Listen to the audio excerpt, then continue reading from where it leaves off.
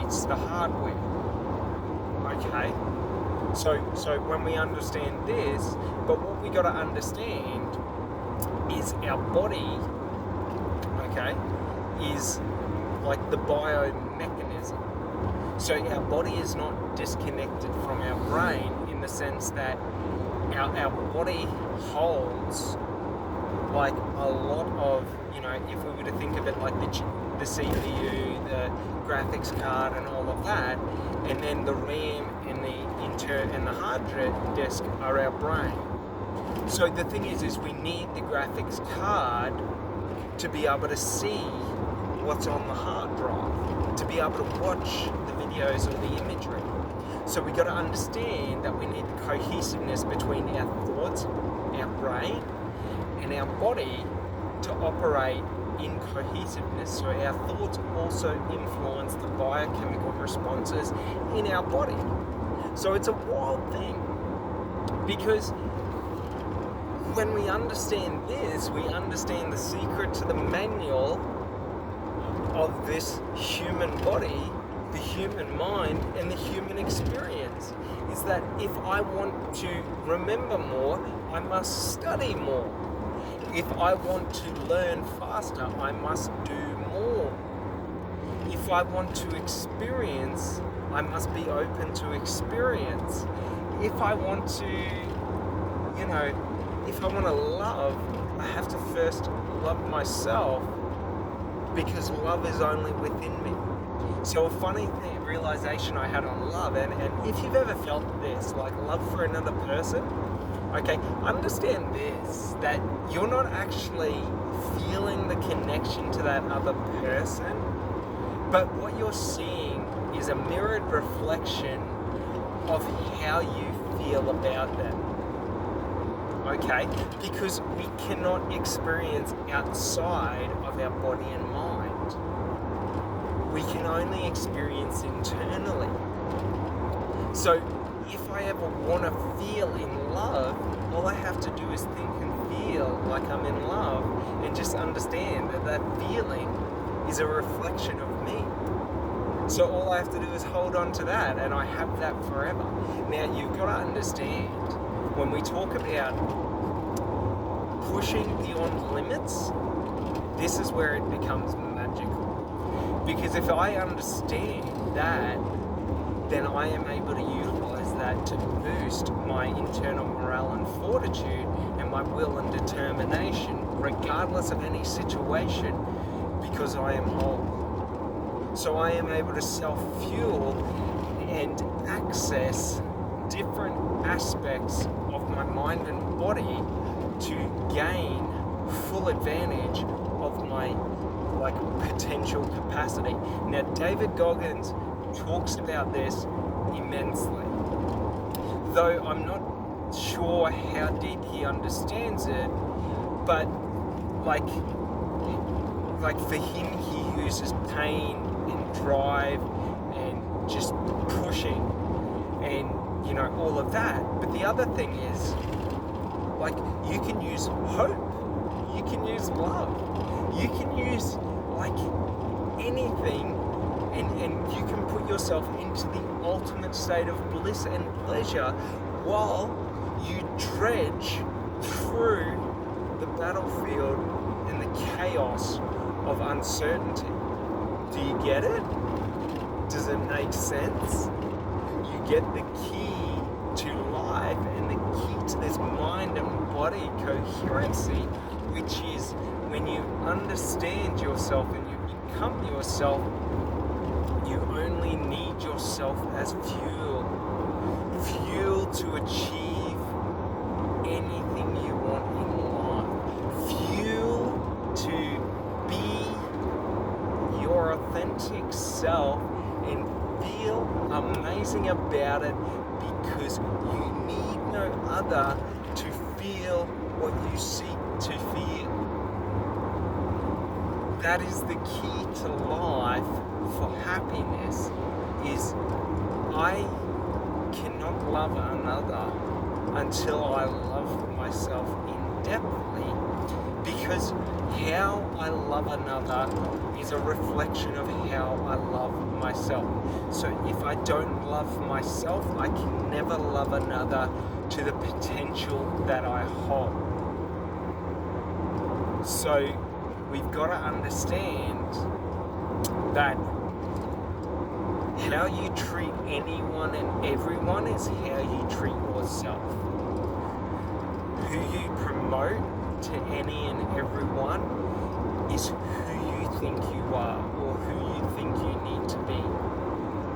How you feel emotionally in your environment is a reflection of how you feel emotionally about yourself.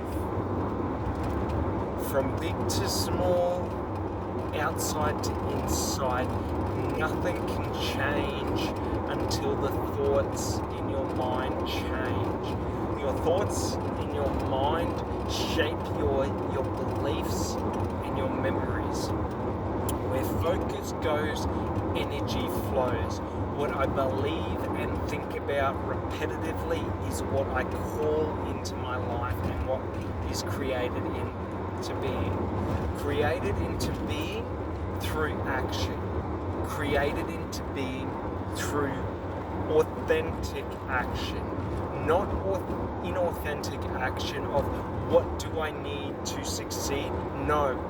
Authentic action. What do I need to be happy? Who do I want to be? How do I want to connect with others? How do I want to communicate? How do I want to be in the presence of me and in the presence of others? When we understand this, we understand who we are. We understand who we want to be around. And we understand how to love everyone. Even those you should hate. Even those you should feel nothing for.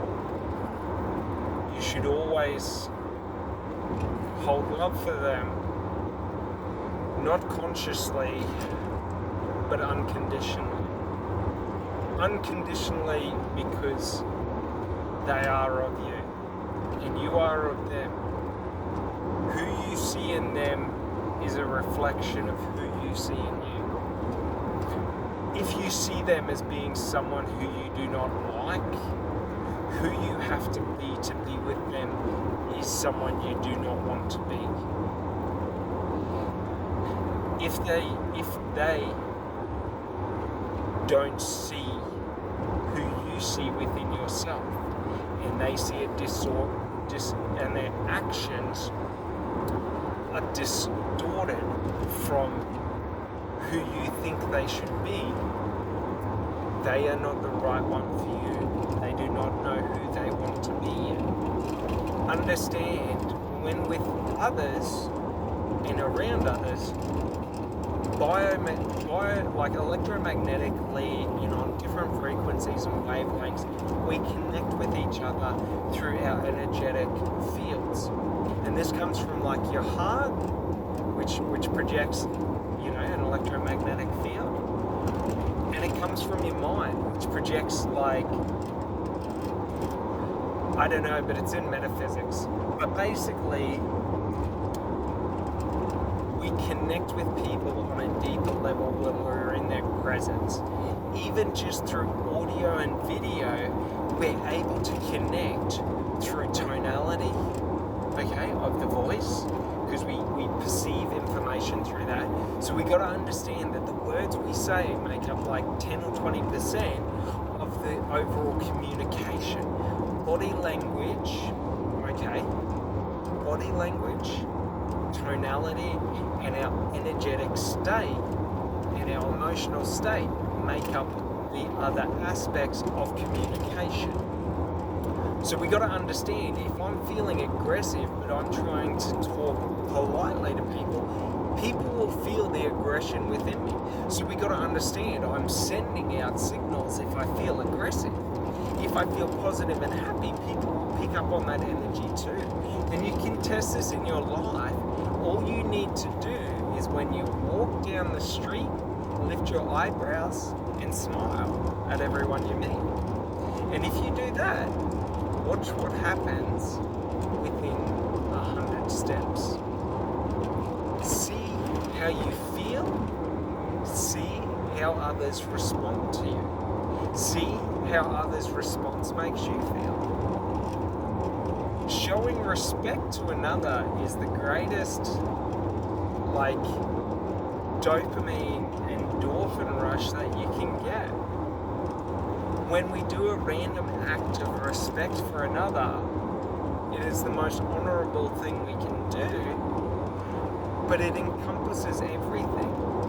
And just to the same, when we disrespect another, we are also disrespecting ourselves. So when we show respect to another, we show respect to ourselves. When we show disrespect to another, we show disrespect to ourselves. So to live with hatred is to live a life you hate. You will call a life of hatred into your life, trust me. I lived that life for a long time.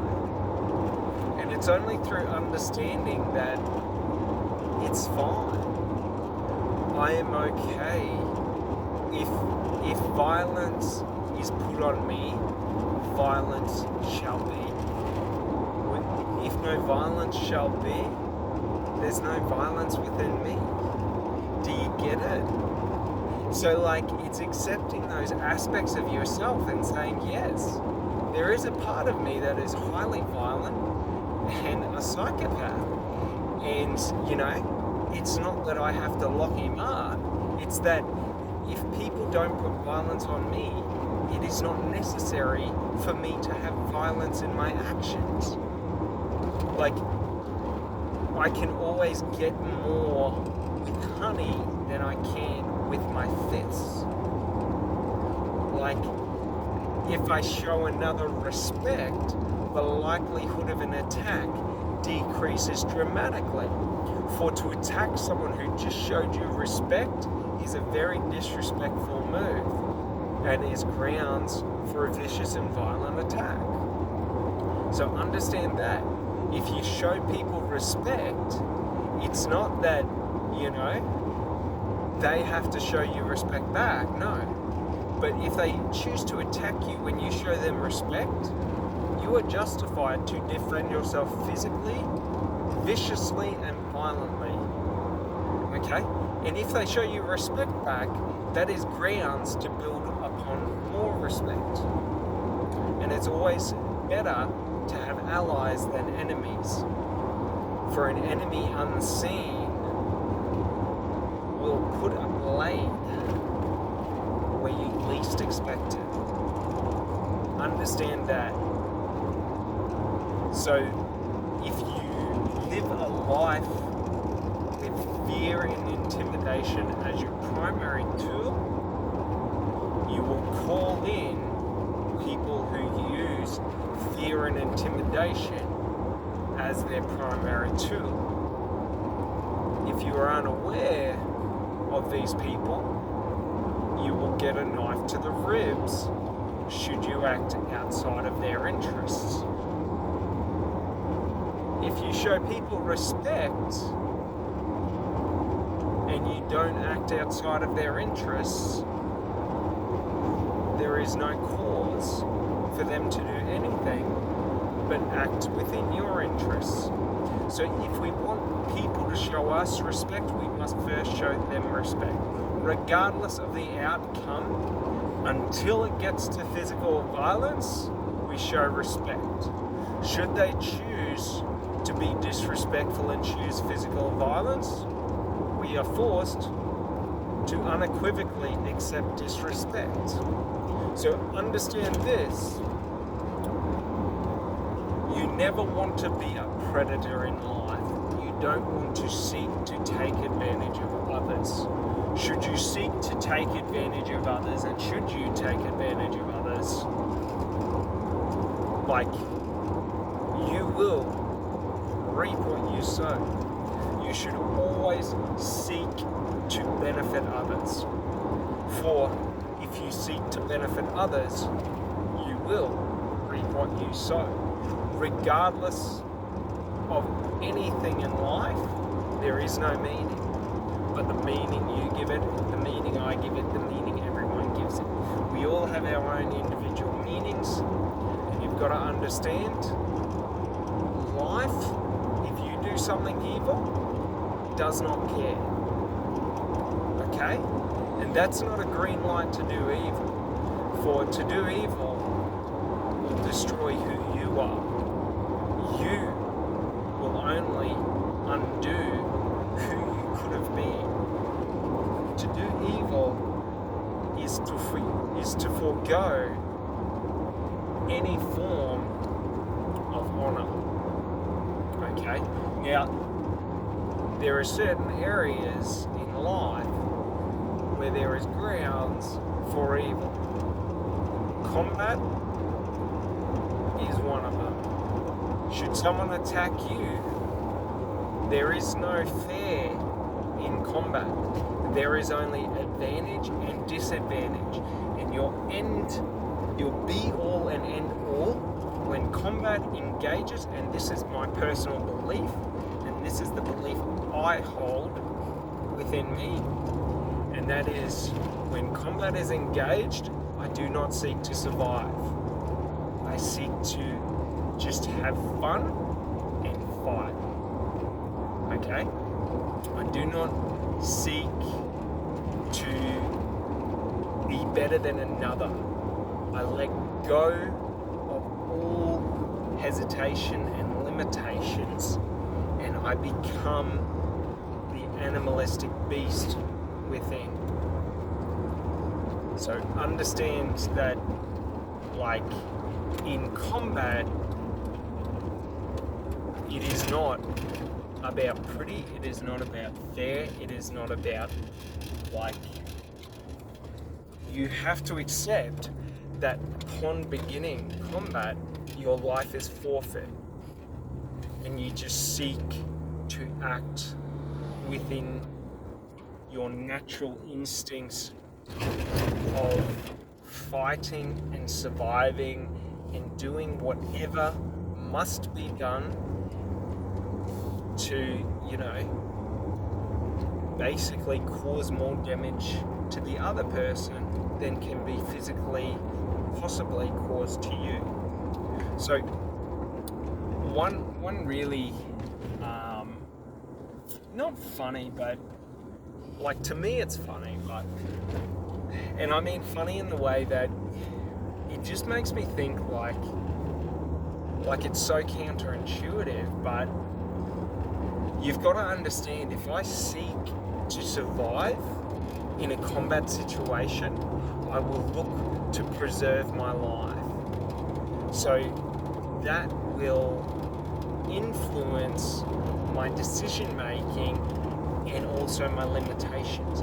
If I accept death as being the ultimate limitation, so I have to die for me to stop, okay, then it's quite good, because until I hit that point, I will keep pushing, I will keep fighting, and I will just keep moving forward. Like, there's no thought, because like, all I'm looking for is to keep moving forward, So like, for example, in a street fight, we're looking to disarm the other person, so try to break arms, legs, try to disable their airways, or disable, their computations, but yeah, it's just, to get off that topic, we got to understand that there's, like, all hate and all fear and all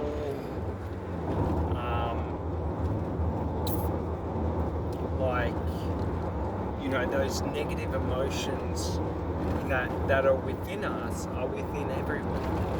And the thing is a lot of us, and I used to be guilty for this, you let other people influence our feelings and our fears, and dictate who and how we should respond to them. And it's not a good way to live,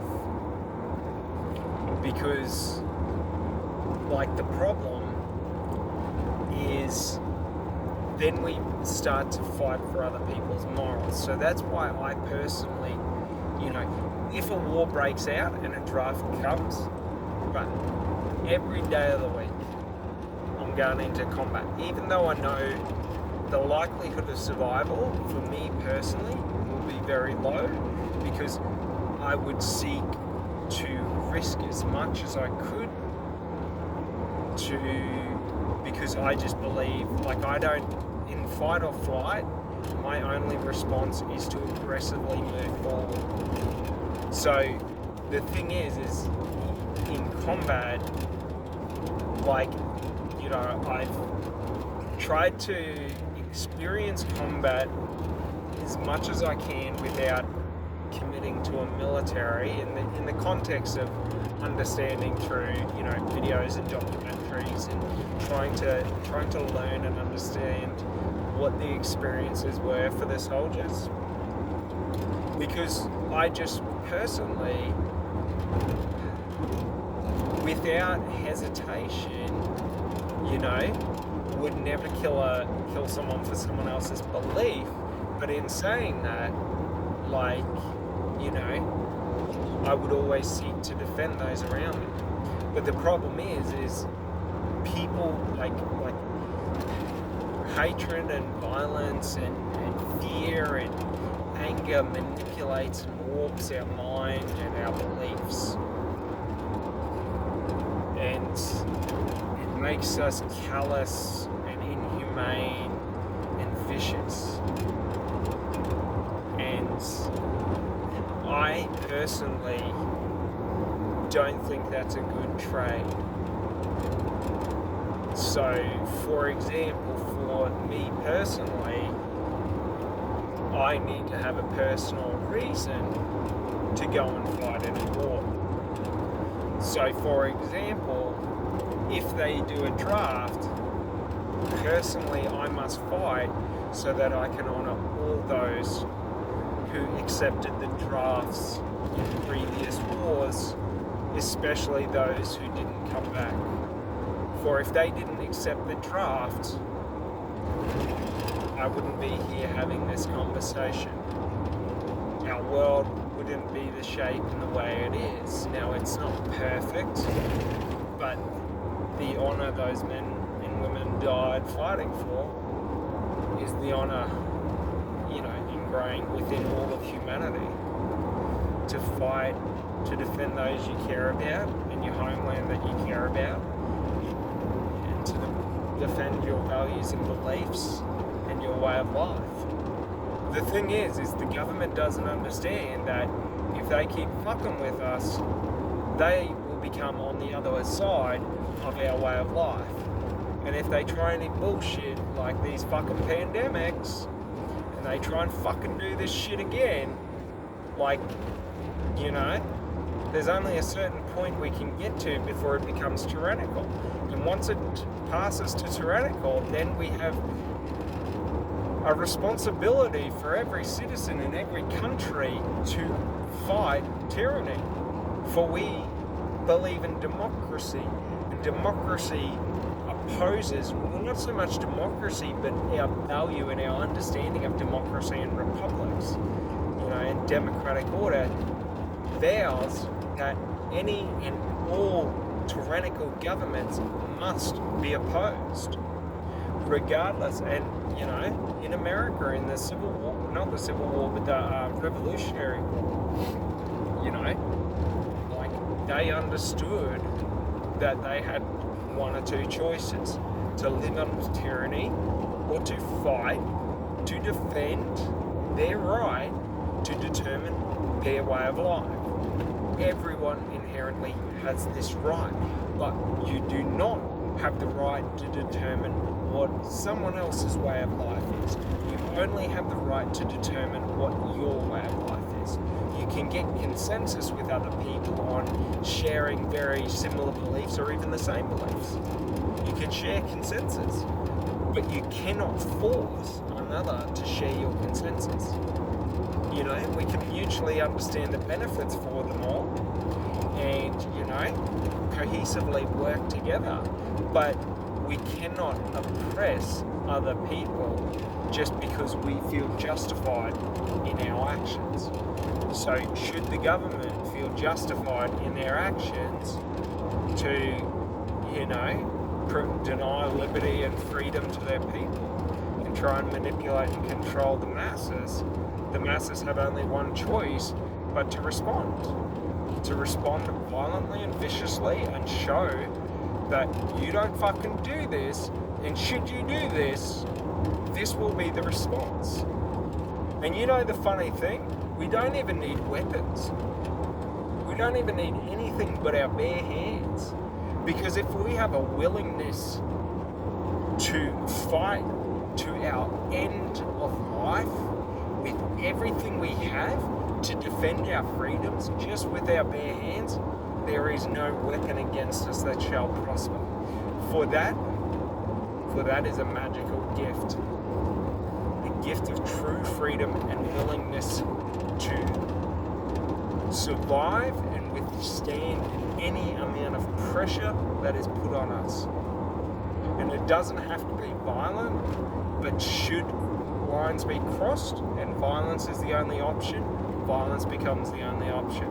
But you don't seek violence for change, because violence only creates more violence. So the goal is not the violence, but the goal is to show those who would portray violence that your violence does not scare me, and you can do whatever you want to me, but you will never break me, you will never shake me, and you will never get me to kneel and cower.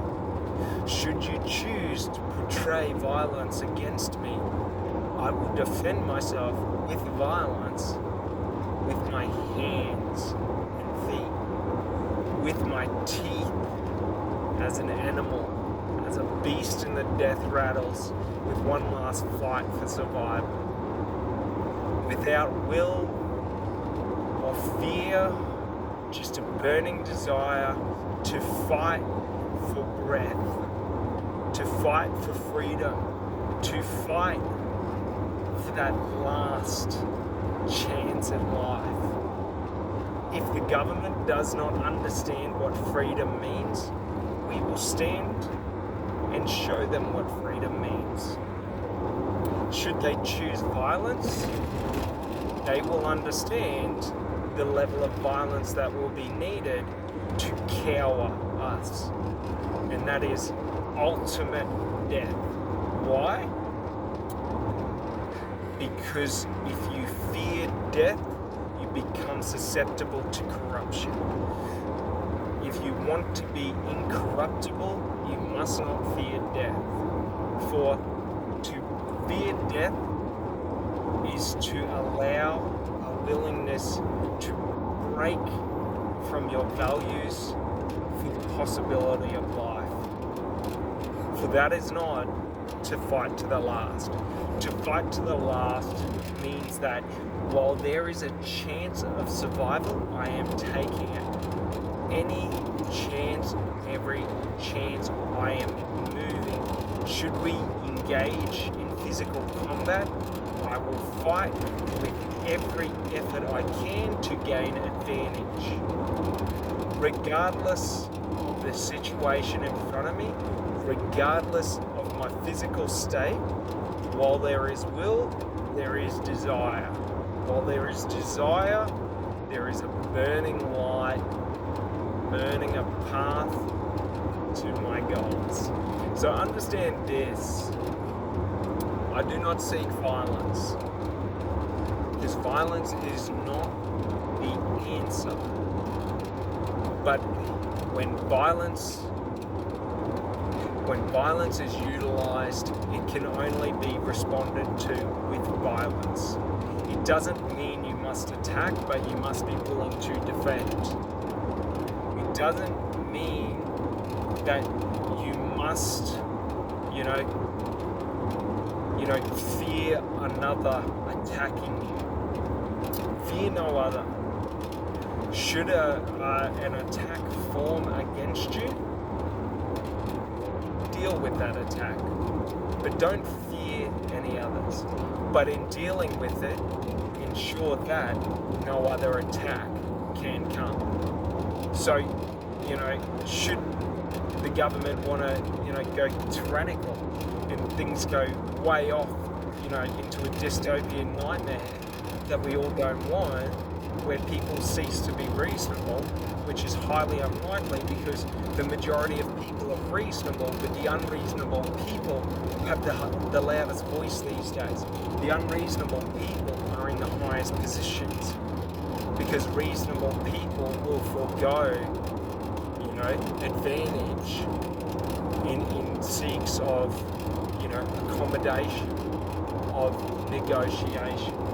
So understand this, those in power are not powerful. Those in high places have no physical prowess. And that's not, to call anyone out or anything like that, but that's saying people